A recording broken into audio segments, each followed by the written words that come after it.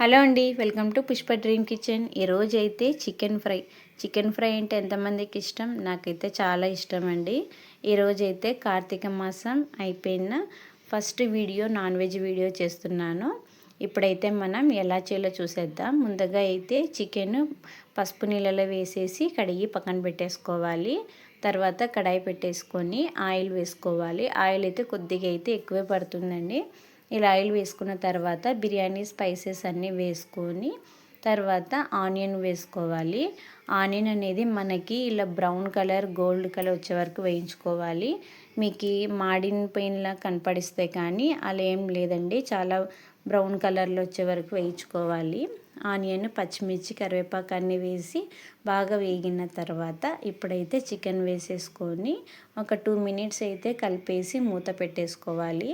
తర్వాత ఇప్పుడైతే సరిపడా పసుపు అలాగే సాల్ట్ వేసేసుకొని ఒకసారి అన్నీ కలిసేలా కలిపేసేసుకొని మూత పెట్టేసుకోవాలి. ఒక 3 మినిట్స్ అలా మగ్గిన తర్వాత ఇప్పుడైతే అల్లం వెల్లుల్లి పేస్ట్, మనకి హోమ్ మేడ్ అల్లం వెల్లుల్లి పేస్ట్ ఇది ఇలా వేసి అప్పటికప్పుడు దంచి వేసుకుంటే ఇంకా టేస్ట్ బాగుంటుందండి.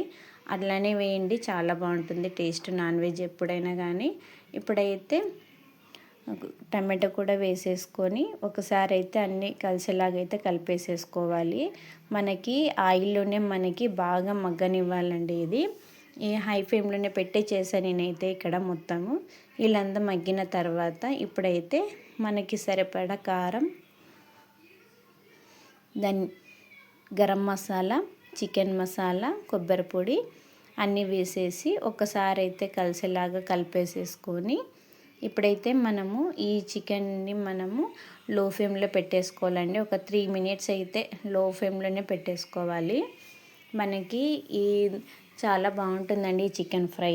అలాగే మనకి చపాతీ, రైసు లేదు డైరెక్ట్గా అలానే తినాలనుకున్నా కూడా చాలా బాగుంటుంది. ఇలా మూత పెట్టేసి ఒక 3 మినిట్స్ తర్వాత మనకి ఇలా ఆయిల్ అనేది పైకి వచ్చిన తర్వాత ఇప్పుడైతే ఒకసారి అలా కలిపేసేసుకొని ఇప్పుడైతే ఇందులో ధనియా పౌడర్ అయితే వేసుకోవాలి. ఈ ధనియా పౌడర్ అయితే మనము హోమ్ మేడేనండి. మీరు ఎవరైనా చూడని వాళ్ళు ఉంటే మన ఛానల్లో అయితే వెళ్ళి చూడండి ఒకసారి. ధనియా పౌడర్ కూడా చేసిన వీడియో ఉంది.